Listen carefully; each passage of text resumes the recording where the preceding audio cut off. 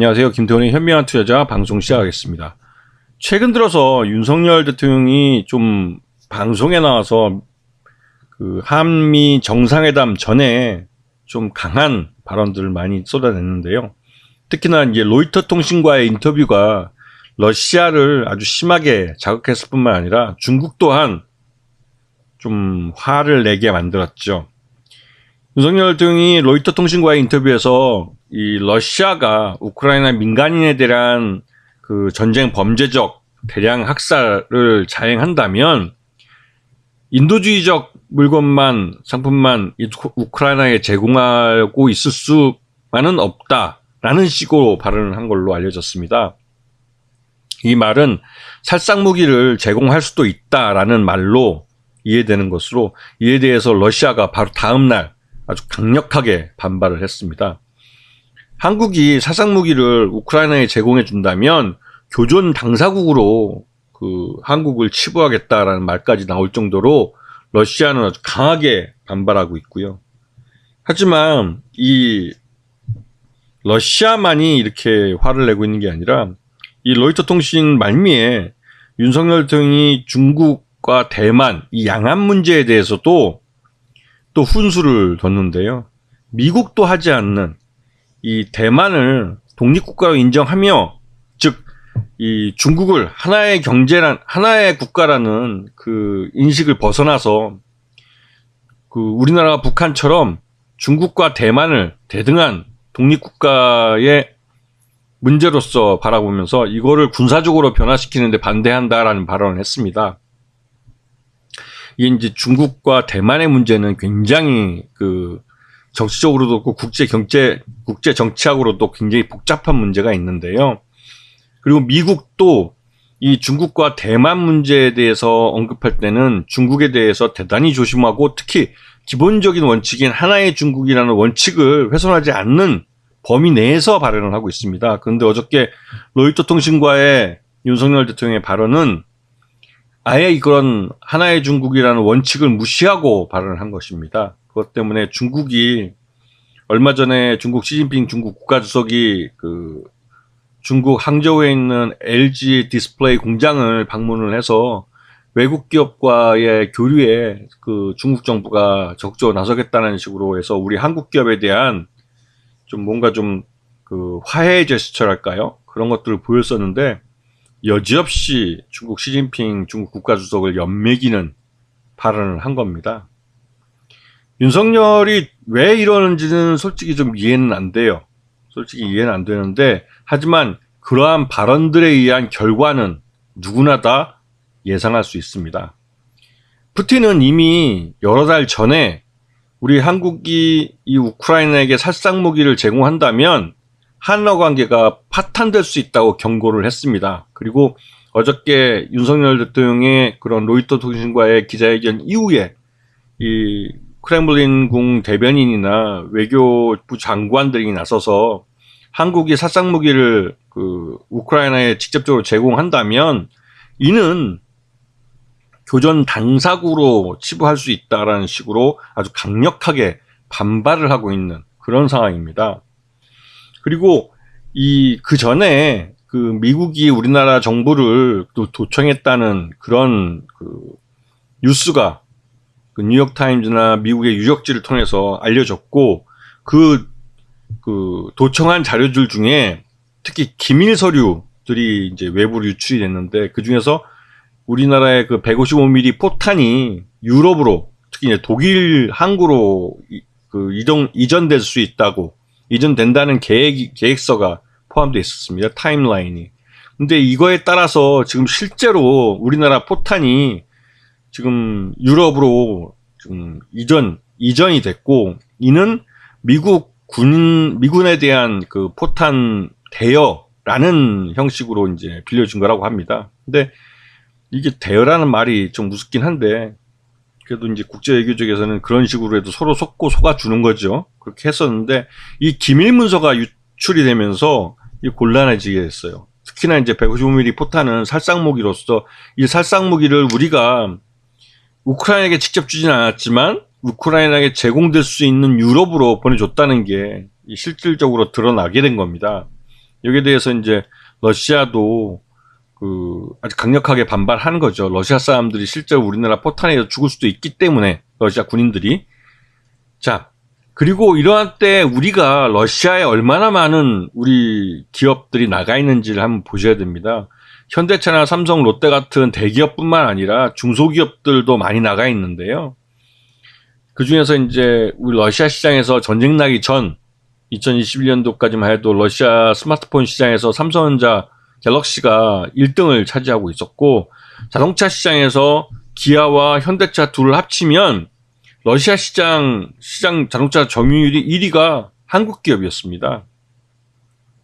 이렇게 다양한 분야에서 한국 기업들이 이제 활동을 하고 있었고, 이 러시아 내에 현지 법인을 두고 있는 자산 투자를 하는 회사들 중에서 보면 현대차가 2조 4천억 원을 투자했고, 삼성전자가 2조 4천억대. 이건 다 이제 공장을 갖고 있기 때문에 이렇게 많이 투자를 한 건데요.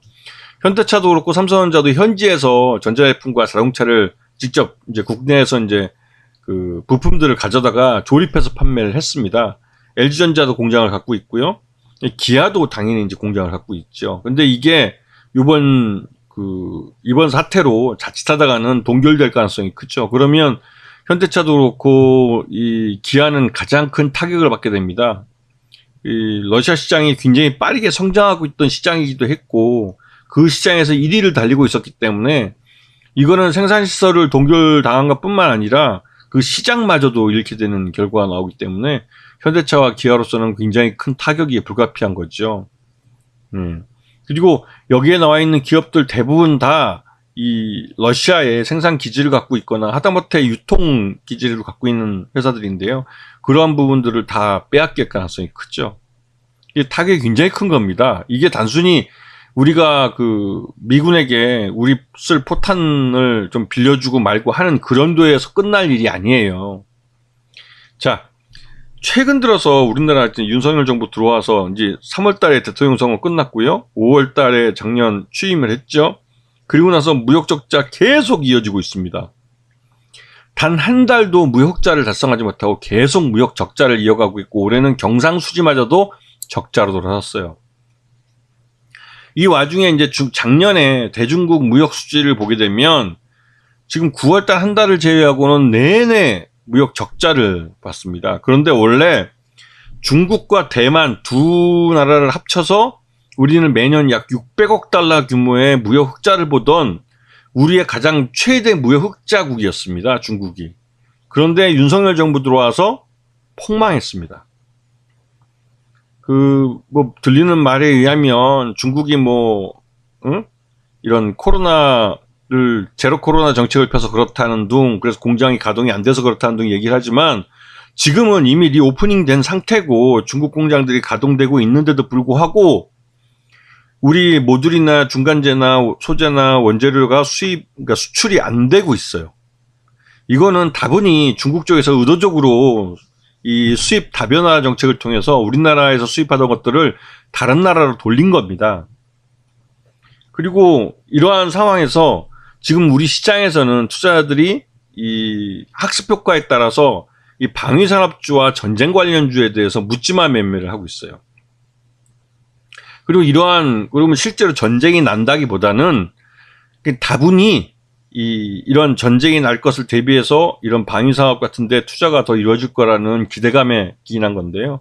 지금 윤석열 정부는 방위비에 더 투자할 여력이 없답니다. 지금도 윤석열 대통령이 취임하자마자 이 부자감세라고 해가지고 법인세를 깎아주고 재벌과 부동산 초부자들을 위해서 세금을 깎아주는 정책을 피다 보니까 정부 재정이 아주 개판이 됐어요. 그래 놓고 또 여전히 이거를 전 정부 탓을 하고 있죠. 진짜 한심한 애들입니다. 저렇게까지 무능할 줄 몰랐어요. 그런데 지금 시장에서 이 안보 관련 이슈가 말 그대로 이제 시장 외적인 요인에 의해서 시장의 왜곡을 가져오고 있는 겁니다. 지금 우리나라 경기가 점점 나빠지고 해서 경기 침체에 빠질 가능성이 높다고 하는데요. 우린 거기다가 안보 문제까지 겹쳐가지고 더 큰 문제가 되고 있습니다.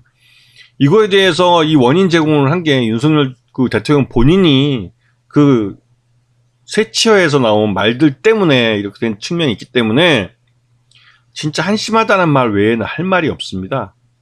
그리고 지금 투자자들은 다시 한번 강조하지만 이러한 상황에서도 투자자들은 이 전쟁 관련주나 방위산업주 같은 곳에 이 묻지마 매수를 할 정도로 학습 효과가 돼 있다는 사실을 기억하셔야 됩니다. 지금 그래도 많이 오른 종목들을 보면 현대 로템이 한 10%, 두 자릿수 올랐죠. 그 다음에 빅텍이나 퍼스텍 이런 종목도 올랐고 스페코도 한 6% 정도 올랐는데요. 퍼스텍이나 빅텍, 스페코 이 세 종목은 뭐 한반도 지정학적 리스크가 강화됐다면 무조건 묻지도 따지지 말고 일단 편입해야 될 종목들이에요. 이거는 투자자들이 학습 효과가 돼 있어서 그냥 가격도 물론 싸죠. 뭐 5,000원도 안 돼, 5,000원 뭐 이 정도밖에 안 되는 종목들이니까 싼데 싸기 때문에 그냥 이 안보 관련해서 무슨 이슈가 나오면 무조건 묻지도 따지지도 않고 사는 게 이들 종목. 퍼스텍, 스페코, 빅텍 이 세 종목입니다. 그래서 지금같이 안보 쪽에 문제가 있을 때는 이런 종목들이 시장에서 인기가 있고 하지만 이런 그 종목들은 실적에 의해서 뒷받침되는 것이 아니라 막연한 기대감에 기인해서 주가가 급등한 거기 때문에 실적이 뒤를 받쳐주지 않으면 처음 출발한 자리로 반드시 돌아가게 되어 있습니다. 이런 부분들 잘 인식하시고 시장을 볼 줄 아셔야 돼요. 지금은 시장이 가장 싫어하는 그 불확실성이 가장 커져버린 그런 시장입니다. 그렇기 때문에 이 전쟁 관련주나 방위산업주 관련주들이 그 개인 투자자들의 묻지마 매수로 이제 강한 상승세를 나타내고 있는 거죠. 그래서 지금 상황이 이렇게 된 거는 시장 외적인 요인 때문에 그렇기 때문에 이 시장 외적인 요인에 대한 그 불확실성을 제거해주면 시장은 다시 정상으로 돌아갈 수 있습니다. 근데 그렇게 할 능력이나 실력이 윤석열 정부에 없다는 게 가장 큰 문제인 거죠. 그래서 우리 투자자들 입장에서는 코리아 디스카운트를 누가 지금 확대시키고 있는지 이 부분을 좀 보셔야 됩니다. 아시겠죠? 자, 오늘 방송 여기서 마치겠습니다. 감사합니다.